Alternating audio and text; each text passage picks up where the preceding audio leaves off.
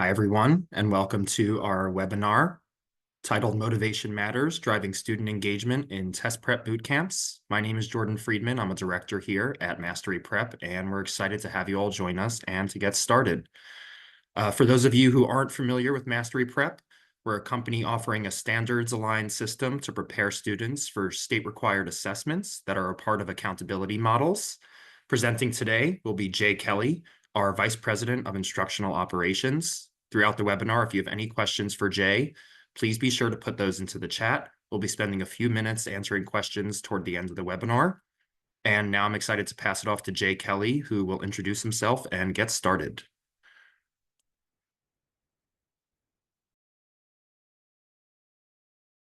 Jay, you're on mute.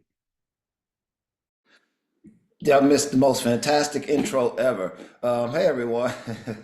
My name is Jay Kelly. As Jordan introduced, I am the Vice President of Instructional Operations at MasteryPrep. And it's a role that's pretty encompassing of a lot of things, but the main thing that we want to focus on today are the instructional components. Yes, it takes a lot to get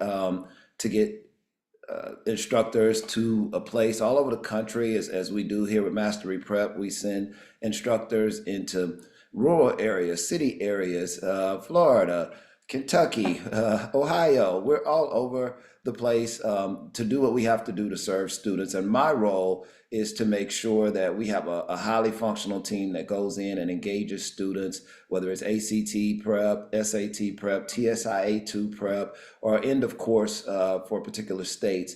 The goal is to move the needle and to level the playing field in education. And we do that by providing high quality test preparation for students. And here's the thing, we only have, in most cases, one day to do so. We go in and there's what's called a boot camp. And what we're going to discuss today is how in one day, Mastery Prep goes in and engages students and engages students up to 200, 300 students at a time in person and virtually, and leave them feeling more confident and also producing results that are increased test scores, and that's what we're going for. So really, just to make sure that I'm not here by myself, I want you to put a one in the chat if you have had any interactions with Mastery Prep, whether it's a boot camp, whether you use some of our online software. Please put a one. I see you, Matthew. Thank you, Kelly, Jacqueline, Tiffany, Susan, everyone. Thank y'all for putting in. Yes, yes. Okay, we have some folks here who are familiar with Mastery Prep. If you have, thank you, Kanisha, if you have not had any experience with Mastery Prep, can you put a 0 in the chat for me, please? Okay, thank you, Kelly, Cody, Donna, Molly. All right, so we have a nice mixture of people who have some experience in Mastery Prep and some who don't. And just for kicks and giggles, if you have met me or if I've been a part of your boot camp or have you seen me on camera somewhere, could you put a 3 in the chat? I know I skipped 2, but 3 is a cooler number. 3, thanks Shamika, Sarah, Rachel, Stephanie, Daniela, Jillian, Maya, great, Ebony, Amanda, Grace. Looks like people that I have met before too. I recognize you all. All right, so let's get started, and what we're gonna do today is really dive into student engagement and why, not only why it's important, but how to do it.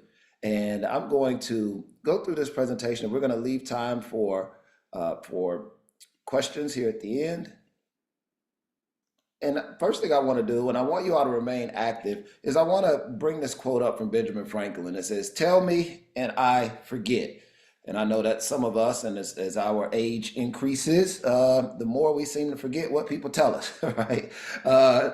Teach me, and I may remember, but if you involve me, there's a much, much greater chance that I learn.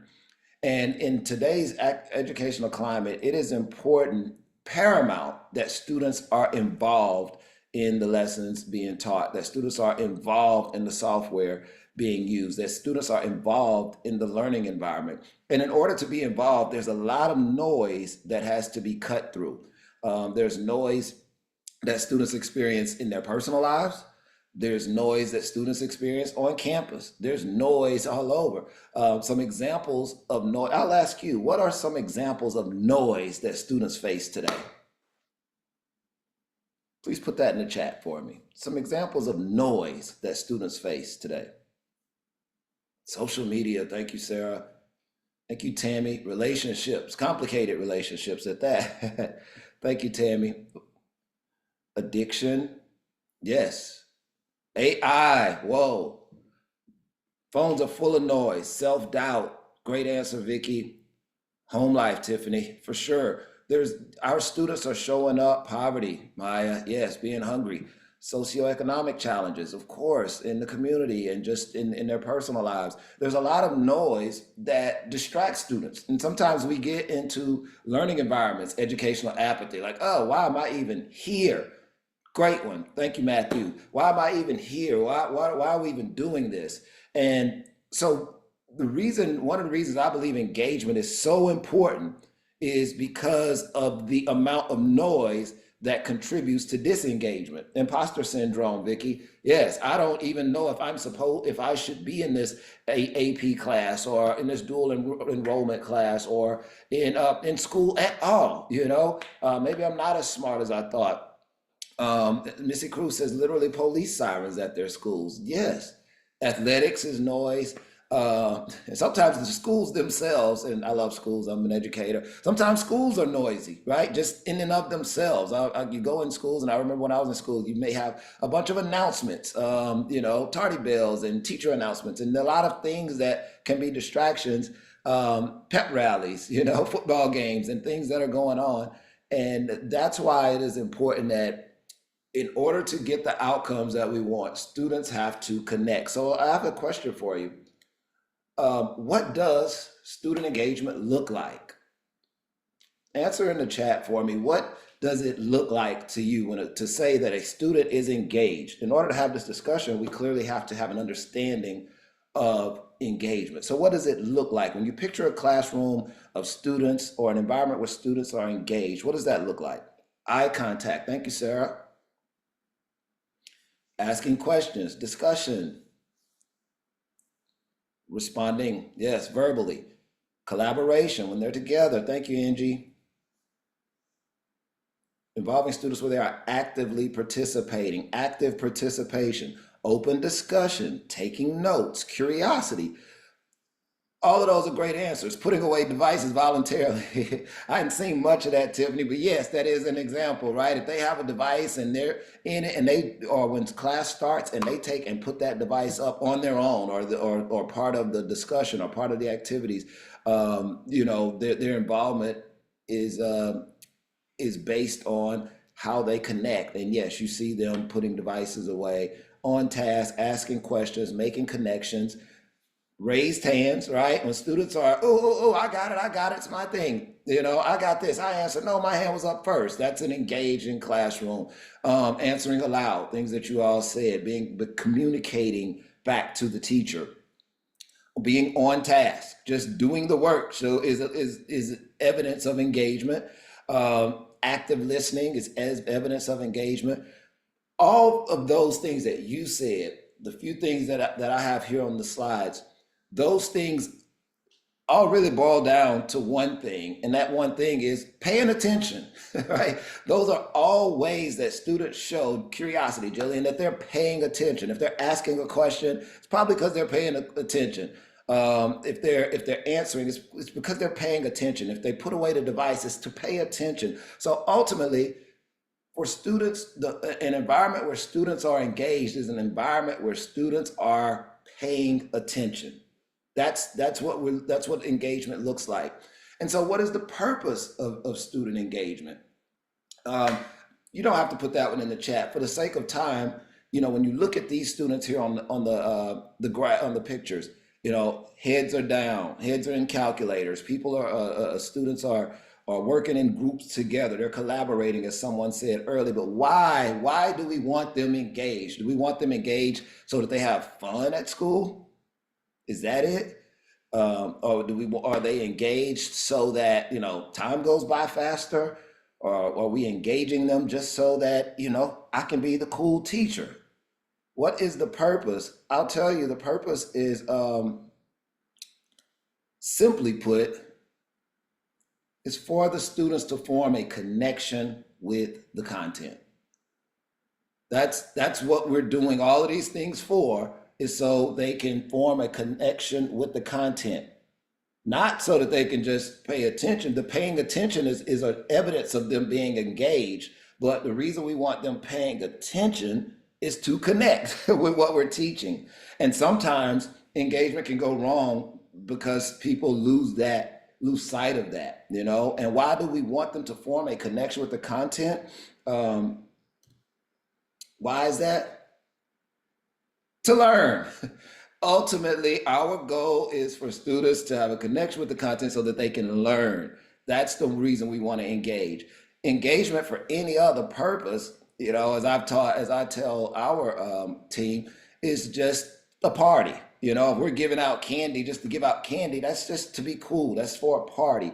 But if you want to move the needle, if we want to move the needle in student achievement, then our engagement efforts have to all be designed around the purpose of learning, of students connecting with that content so that they grow. So I use the term, and our team here uses the term effective engagement, because to just say engagement, as we saw, it can take people in different directions, and it can cause us to lose sight of the purpose of the engagement. But effective engagement means it has a purpose. It has a design end. So I would, and I encourage any educator to make sure that whatever you're doing for engagement is all designed to bring the students, to help the students grow and learn. That and It's okay. You can have my term effective engagement. And so at Mastery Prep, we do boot camps that can run up to 6 hours. I personally, kind of made a name for myself within the company by being pretty good at doing that, at holding students' attention for 6 hours. And I'm not the first, clearly. When Craig founded the company, he did boot camps, and he was able to hold students' attention and to communicate information that led to test score gains. And since we just built upon that model, we built upon that model. And so our instructors right now, some states are taking their state exam here in a couple of weeks. And we're doing upwards of 200 events just this week. And so, it is important that in order for these events, these 6 hours with students in an auditorium, cafeteria, classroom, gym, in order to do that, you have to keep students effective. You have to use effective engagement methods. And so at Mastery Prep, uh, we've put these elements together that let us know if we do these things, or that are proof of us doing these things, typically leads to a positive outcome and experience for the students. One is an enticing intro. And what we're going to do today is we're not going to just talk about Mastery Prep boot camps. I'm using the boot camps. We're going to use the boot camp experience as a way of illustrating engagement. Because if an instructor can keep someone engaged for 6 hours, 1 hour gets a little easier, right? Now, I get it. Some of us in classrooms have to do an hour every day for 180 plus days. But I would submit that it is very doable to effectively engage students over the course of an entire school year. And that's including some down days or some dead days, as we say. But an enticing intro, if you're going to connect with students, you have to get them early. It is very hard to get them to put their phone down 3 hours into an event, right? If we're gonna get them to put their phone down, as I think there was a song that I Can Make You Put Your Phone Down by Erykah Badu. I digress. If we're gonna get them to put their phone down, we got to say something early. We got to entice them. We got to get them into it. And there are methods that we use to do that I'll show here in a few. There are mastery techniques. There are these events or engagement mastery techniques.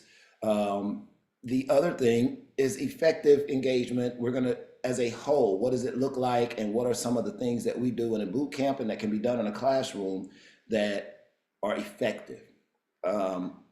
And then an emphatic conclusion. So whether we're wrapping up the school year, the school day, the end of a boot camp, We can't just fade into the black, right? There needs to be something emphatic that closes the door on this wonderful instruction that we've provided.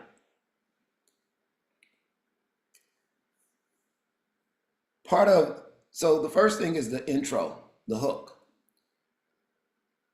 The Mastery Prep, we've coined the term who, why. Um, the biggest part, or the way we intro or the way we hook students is with our who, why. The first thing is, who is Mastery Prep? You know, why are we, who, as a company, why do we exist? Well, we exist to level the playing field in education. We believe that all students can learn when given an opportunity and with the right approach. You know, we are here because we know and we believe that that you, I don't even know you, student XYZ, but I know that with what I'm going to show you today, you can get 10 more questions right on the ACT. I believe that anybody here can get 10 more questions right on the ACT. And I'm here to help you get those 10 more questions right, because you get those 10 more questions right, it's going to open some doors for you. Who am I? Well, my name is Jay Kelly, and you go into your intro and why are you there? And it may be flip flop. You may introduce yourself first and then the company, but students have to understand who you are. Not just that you love pets, which is a good thing. No shade to people who love pets. Not just that you love pets, but what is your motivation for being there? Students care about people who care about them, right? Students connect with educators who who have a passion, who are compassionate. That's who we found that they connect with. So the who are you, and being able to unmask yourself a little bit and show students why you're there, and how that connects to you. Like, I'm here because I want to see as many students accomplish their goals as possible, and I know that I have the tools to help you do that, and I'm committed to helping you do that. Okay. And why? The why portion is, why are we doing this? Why are we here? Well, that's why. I want to see you be successful. I want to see you have the options that you want in life. And then there's another why, though, because it's not just about Mastery Prep. It's not just about the instructor, or it's not just about your school and about you and your why. But who else has a why in this situation? That's right, the students. The students have a why. And if you're going to, if you, we, us are going to effectively engage students, we have to connect to their why. You know, I am here today, you know, because I have a why of student success, seeing as many students get an opportunity to have what they determine as success. It may not be college, it may be it may be some other area of life, but I know that the experience that I'm giving them should hopefully boost their confidence, that they walk away feeling better about themselves and better about their capabilities than they did when they came in. But in order to do that, I got to connect with what their why is. And for test prep, it may seem simple. And why may be to get better test scores, but everybody in a boot camp is not there for better test scores. Some of them are there because they were made to be there, right? They didn't even know they may have been coming to a boot camp that day. They were made to be there. And how do we connect with that student? Well, some things that you think that we found are student wise and that you can connect with pretty much in any classroom when it comes to student wise. Most students want options in life, you know, and we make sure students understand that doing something like preparing yourself for a test, giving your best shot at a test, whether you plan or thinking about going to college or not, it does provide you with options. The option to go to college if you want to, you know, the option to go into the workforce, you do well on this work keys exam, the option to make a decision. And we learn and we know students don't want to, and children don't want to be told what to do. So when we let them know that your participation in this and your success or your good score on a test can give you the option to not be forced into a position. It gives you options. Another thing another why that most students have is money, right? Right? Most people want money, and so we translate the term scholarship sometime into money because that's what ultimately it is. It provides students resources, finances, um, or opportunities that they would not otherwise have had they not performed well academically. So translating that into money. So connecting with students, and some people their goal is to help their family. Their goal is to get their mama to help their mama get into a better house when they get older. Well, what we're going to do today is a small step, or it could be a big step towards you doing that. So getting students to identify and state their why, because when a student is there for their why, now they're more likely to engage. If any of this makes sense so far, can you put a one in the chat? I just have to get some kind of response. One, are we good? Are we doing okay, Amanda? Thank you, Kyle. Thank you, Cody. Thank you, Kelly. Thank you, thank you, thank you. Connect with your why. Thank you, Stephanie, Shamika. Connect with the students' why. Connect with their why, man. Let's make sure they understand your why. The other thing, one of the other elements of a successful boot camp that translates over into other areas of instruction are these engagement mastery techniques. What do those look like? Well, one, if you are in a classroom and teaching, or if you're in an event, if you're a Mastery Prep instructor, you should always maintain your learning target. Now there may be different ways and routes to get to that target, but what we find in techniques that aren't so masterful are people veering away from the learning target and continuing down that road, right? They might get into stories, they might get into things, and I'm guilty of that as an educator early in my career. I may come in and we would start, each class we'd have a free write, and then weekly we would do, some type of current event, newspaper clippings and discuss those. But me with my knowledgeable self might spend 30 minutes of class talking about the free write, or talking about the news, and talking about that, and getting away, or we get into a topic and it reminds me or reminds the instructor of something else, and we kind of veer off and go, and the students are engaged, they like it, they like having that conversation. But what they're not getting, remember we talk about effective engagement, they're engaged, but it's not effective because it's taking them away from the content. And so in every lesson, I know those of you who are educators, you have learning objectives and your lesson plans, whatever, but in every lesson, make sure that there's a learning target, an identifiable learning target, and we stick to that learning target. Even if we hop off and give examples, even if we hop off and tell a story, we always gear those things back to the learning target. Students tend to check out when we start going in all these different ways, or even if they don't check out, even if they're engaged, they miss out on what they're supposed to be learning. And remember, the purpose of this engagement is to form a connection to what? The content. Not a connection to what you did in college, right? Not a connection to what happened last night, not a connection to that, but a connection to the content. Another thing, element another mastery technique, and check for understanding. Everybody knows what that is, right? Hey, how many understand that? How many got this right? How many did or seeing students nod their head. But one thing that we've implemented, and that we are particular about utilizing and communicating, are proof of learning opportunities. And the difference between a check for understanding and a proof of learning is this. A check for understanding is more for the teacher, right? I get to see how many of my students look like they got this, right? And then that fuels, or that helps with the teacher's instruction. But proof of learning is different. The proof of learning is for the student. And so there are opportunities in most learning environments and situations for you to give the student an opportunity to show themselves that they've learned that, right?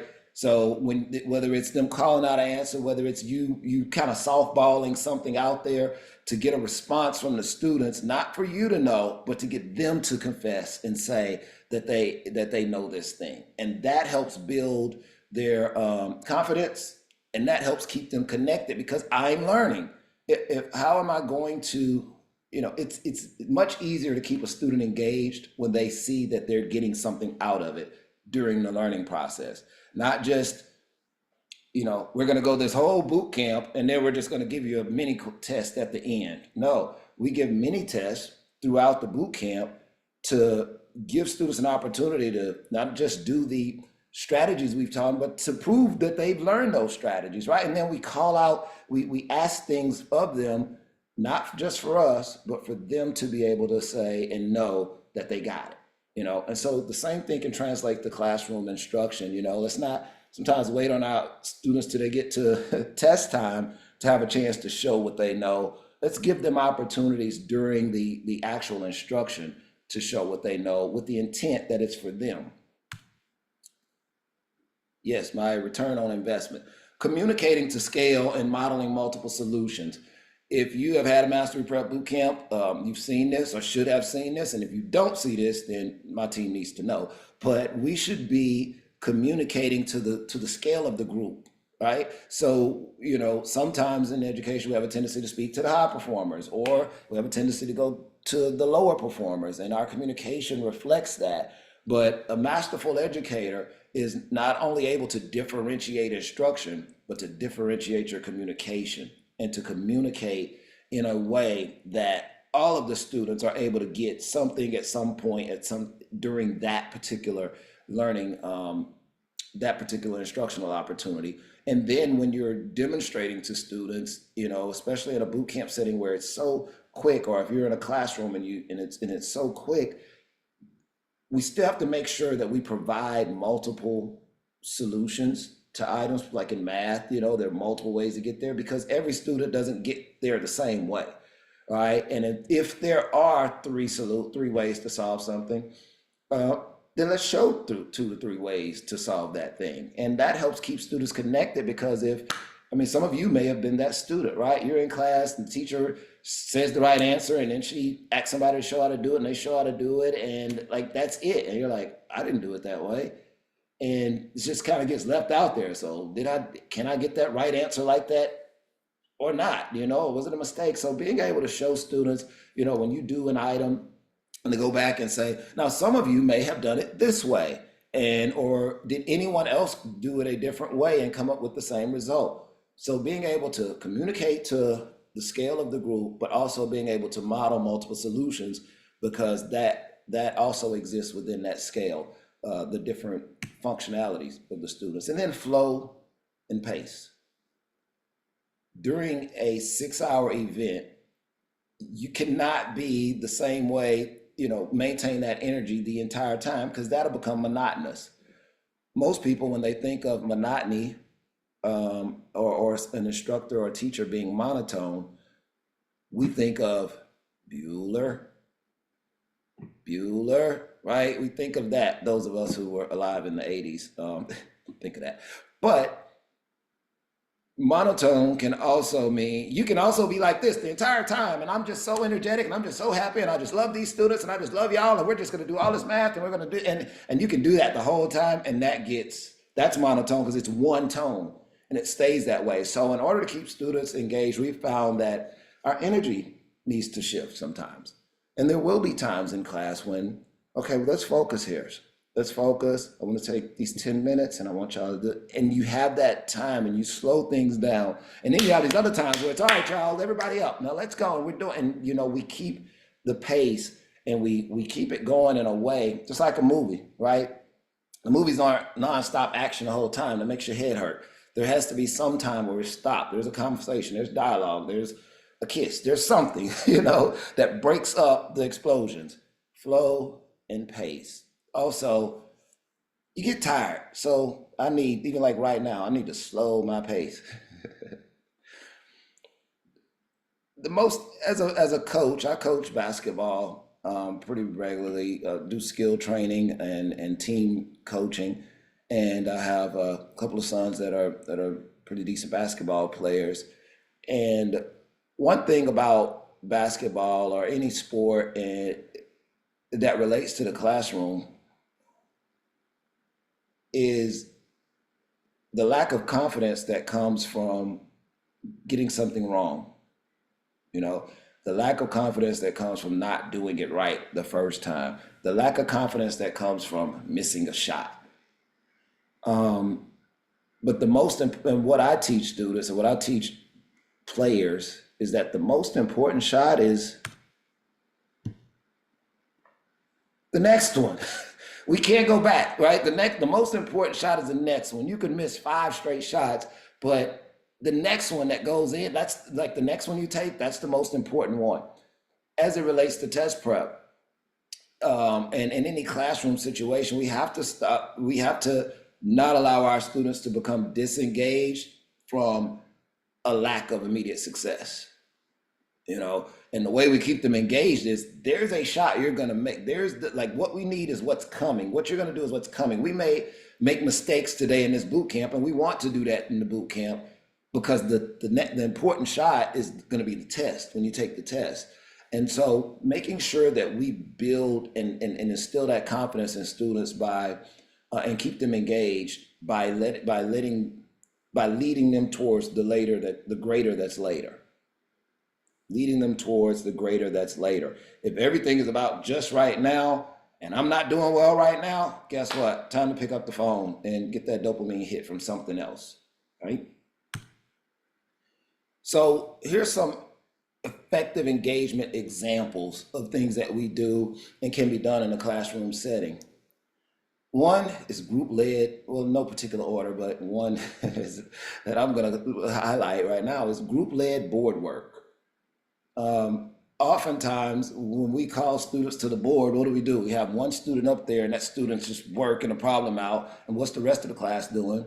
Sitting there watching. And then if that student makes a mistake, and typically where's the teacher? The teacher's up near the board too, and the teacher's watching them work it out. And if they make a mistake, the teacher's helping them fix it. And all this is happening at the board. And what are the other students doing? They're just watching this tragedy unfold, right? Or looking at it like, I don't know what the heck is going on. They're up there doing their thing. She's got it right. Maybe, I don't know. I didn't do it that way. Like that's what's happening. And so one way, if you're gonna do board work, which we certainly encourage and know that it's a thing in the classroom, let it be group led. So the way we do board work and the way our team is trained to do it is, yes, there's a student up there who's a volunteer, who's a writer for us, basically. I'd say who wants to come write for us. And I have gotten the most shy students to do board work and disarmed students because it gave them a chance to be successful without really doing anything, because I just need you to come up here and write. Don't worry about just come write. We're gonna work it out together. You get that student there, and as a teacher, I'm going back where the students are. Instead of standing at the board, I'm gonna go back to where the students are. Sorry, y'all, I'm holding my pose to the unfreezes. Back where the students are, and now we together are working the item with the student on the board, telling the student on the board what to write, helping them figure it out, not helping them figure it out, helping them know what to put, you know, and as a class, okay, class, now what does she need to do next? Oh, all right, there's a parentheses there, so what's gonna happen to everything inside that parentheses since there's a negative sign in front of it? Oh, you gotta multiply negative, like all of those things, you got the student saying it, you got her up there writing, and then when it's all over, all right, y'all, let's give Ebony a hand. All right, and then everybody's happy. Now, Ebony feels like she did something, even though all she did was right. She feels confident. The rest of the class was engaged. The teacher was back there with them, and nobody just was isolated at the board with the rest of the class bored, right? So group-led board work is something that you can incorporate into a classroom setting. I highly, highly encourage it because you can get the student in the back that never participates to come up there and participate because they're going to leave feeling successful and they're not going to be put on the spot. If that makes sense, or if that's pretty cool, could you put like a 1 in the chat, please? Thank you, Evan. Thank you, Kendall. All right, Julie. Thank you, Cody. All right, great. Thank you, Matthew, Kristen. Call and response. Rhythm and rhymes, rapid fire, positive and call and response, rhythm and rhymes, rapid fire. I'm gonna go through those real quick. Call and response is simply what it is. It's simply what I just did. Put something in the chat, you know. All right, y'all. When in doubt, do what? You know, just asking them things that cause them to blurt out as a class. And that's perfectly okay because you get that engaged. And the purpose of that is just to keep them connected, Rhythm and rhymes, anything that you can do to Make it catchy. When in doubt, commas out. When in doubt, commas out. A blank answer is a wrong answer. A blank answer is a wrong answer. If an answer is blank, what is it? Wrong. Like just being able to create a flow. Thank you, Sarah. Right. Being able to create a flow for students. And then there are those times you rapid fire. Okay, y'all, spit it out. What we got? And you got them spitting it out, doing it fast. You're around the classroom, getting them to think quicker sometimes and to answer quicker. That's that rapid fire technique. And then positive reinforcement. We know that's nothing new in education, clearly, but certainly believe that effective engagement involves some sort of tangible positive reinforcement that is both immediate, like here you answered that. Here's a starburst or a now later or a peppermint or whatever. Here's this, or it can be a ticket, right? Here's a ticket that I'm giving you, a ticket that is leading up to a delayed positive reinforcement, um, or delayed reward. In a classroom setting, it can be the tickets lead up to something at the end of the week.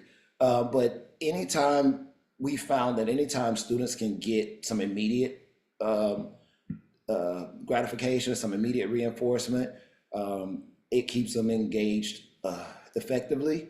If I answer this question, I'm gonna get. If I make an attempt to answer, I'm gonna get something.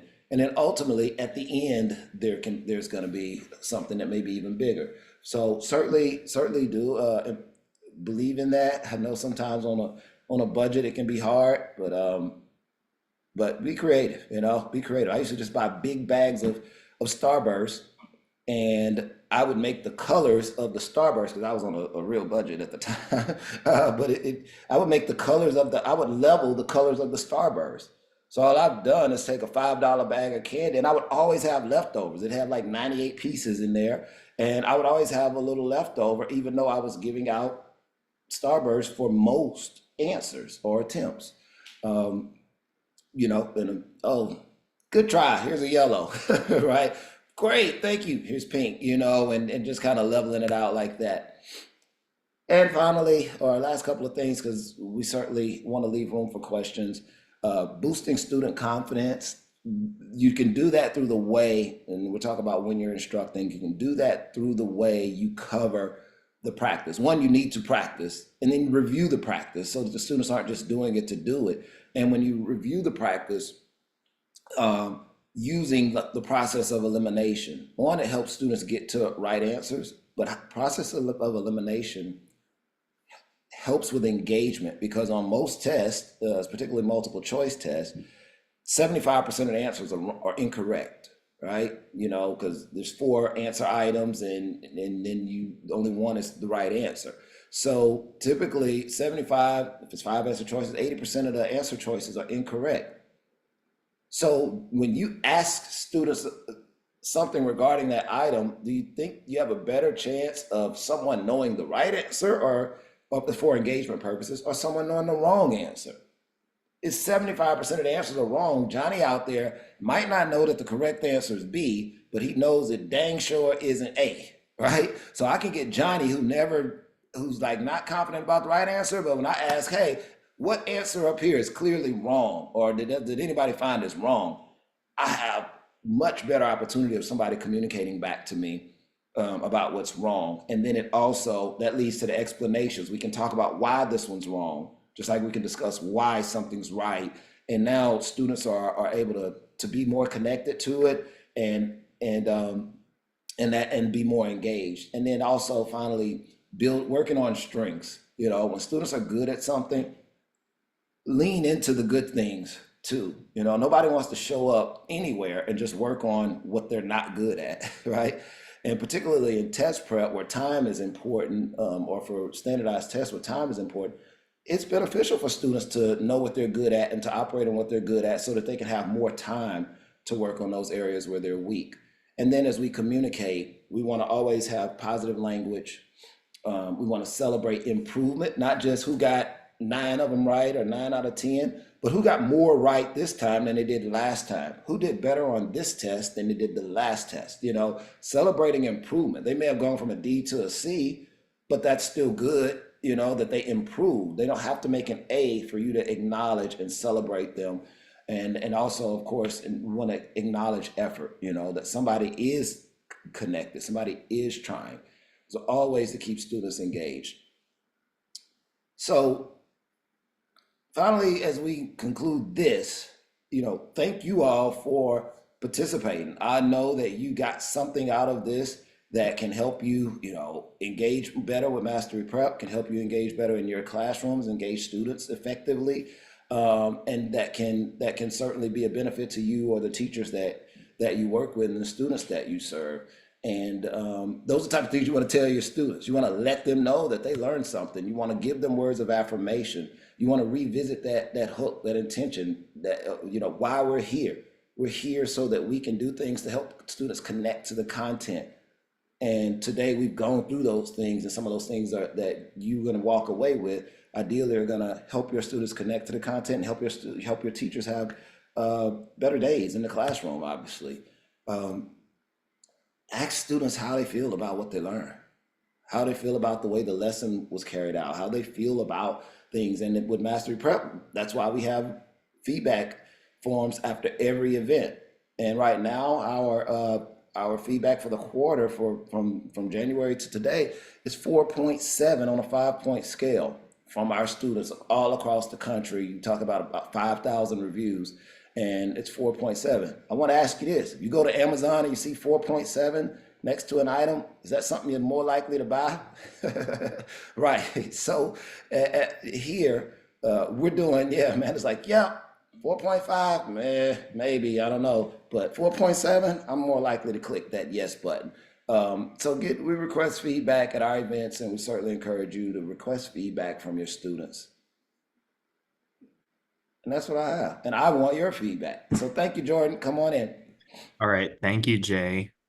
Um, we do have a minute or two left for questions, and I'm just going to see if any came in through the Q&A. We do have a few. So one question is about boot camp specifically, but how does student engagement translate to the boot camps you hold in the virtual format? Oh, great question. Our goal in our virtual boot camps is to replicate the success that we have in person. And so one way we do that is by doing things like making sure that we're looking in the camera, still pacing appropriately, taking time, doing like Mr. Rogers, right? Mr. Rogers could make you feel like he was talking just to you, even though he was talking to boys and girls all over. But Mr. Rogers could talk to you and look at you and say, "Now that's not nice, is it, boys and girls? Or is it?" And you're like, "Yeah, no, it's not nice, Mr. Rogers. Are you eating your oatmeal?" So being able to still pace accordingly, being able to still form connections, to still call names in the chat, get chat engagement, to not jump on. If you notice during the chat, I didn't jump on the first answer when I asked a question and be like, "Yes, it's that, Ebony." Let everybody chime in and then start going back through the answers or then illustrating the right answer. So there are several techniques that we use specifically in the virtual environment, and that's why our virtual events rank, as far as those reviews goes, just about where our in-person ones do. Great. Thank you for that, Jay. I think we're at time, but we'll also be sharing the webinar recording via email in the next few days for easy access. In the meantime, you can feel free to visit our website, masteryprep.com, to learn more about our bootcamp workshops. And I'll also be putting a few links in the chat for more information. And you will see those in 3 seconds. Also, be sure to check out our blog and follow us on LinkedIn for company updates, as well as more information about our boot camps and standardized test prep. Thanks again for joining, and have a great rest of your day. Thank you all. Thank you all.